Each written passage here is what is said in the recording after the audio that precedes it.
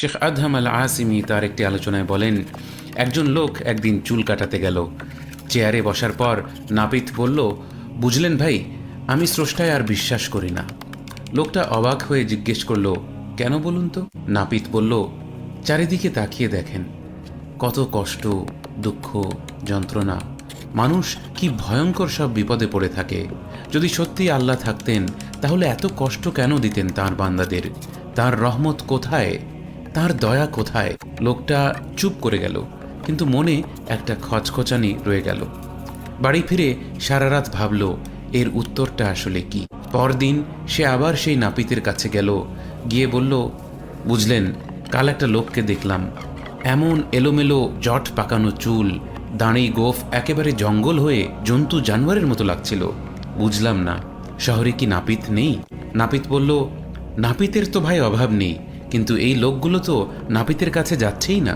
লোকটা হেসে বলল, ঠিক তাই, আল্লাহও আছেন, কিন্তু মানুষ তাকে খুঁজে নিতে চায় না, যেমন কেউ কেউ চায় না নাপিতের কাছে যেতে।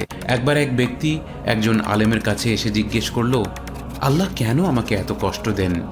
তিনি কি আমার যন্ত্রণা দেখতে পান না?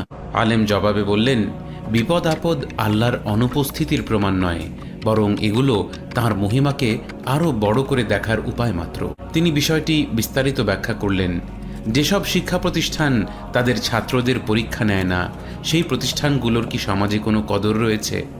মানুষ তো বিশ্বাস করে সেই বিশ্ববিদ্যালয়কে যেখানে পরীক্ষা হয়, যেখানে পরিশ্রমের মূল্য আছে। পরীক্ষার মানই প্রমাণ করে প্রতিষ্ঠানটি কতটা ভালো। তেমনি আমাদের জীবনের বিপদগুলো আমাদের শেখায় আল্লাহ কত মহান ও প্রজ্ঞাবান। একজন গাফেল ব্যক্তি মনে করে জীবনে বালা মুসিবত আসা মানেই আল্লাহ নেই বা তিনি ভুল কিছু করছেন, কিন্তু মুমিন ব্যক্তি বোঝে বিপদ আসলে তাঁর হিকমত ও কুদরতের নিদর্শন। যদি দুনিয়ার সবাই ধনী হতো বা সবাই গরিব হতো অথবা সবাই জ্ঞানী হতো, তবে জীবনের ভারসাম্যই নষ্ট হয়ে যেত। আল্লাহ তাআলা পবিত্র কোরআনে বলেছেন, আমি তোমাদের কাউকে কারো উপর মর্যাদায় উন্নত করেছি জীবিকা বা সম্পদ দেওয়ার মাধ্যমে। এই যে বৈচিত্র্য, কেউ ধনী কেউ গরিব, কারো জ্ঞান বেশি কারো কম, এসবই আল্লাহর ভারসাম্যের শিক্ষা। এগুলো শেখায় সহমর্মিতা, ধৈর্য আর অন্তর্দৃষ্টি। তাই ইবনু আতাউল্লাহ রাহিমাহুল্লাহ বলেছিলেন, প্রয়োজন এবং কষ্টের আগমন হল আল্লাহর তালাশকারীদের জন্য ঈদের মতো। নেককার লোকেরা বিপদ আপদকে শাস্তি হিসেবে নয়, বরং আল্লাহর রহমত ও আত্মিক উন্নতির অভিজ্ঞতা লাভের সুযোগ হিসেবে দেখতেন।